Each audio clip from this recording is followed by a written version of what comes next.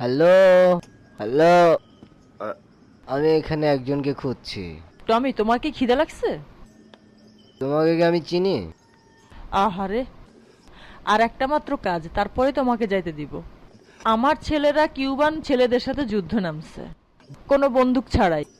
কিন্তু কিউবান গাধাদের জন্য সারপ্রাইজ আছে। তারা রাস্তায় যুদ্ধ করতেছে। তুমি এই রাইফেলটারে নিয়ে সবগুলোরে মারবা।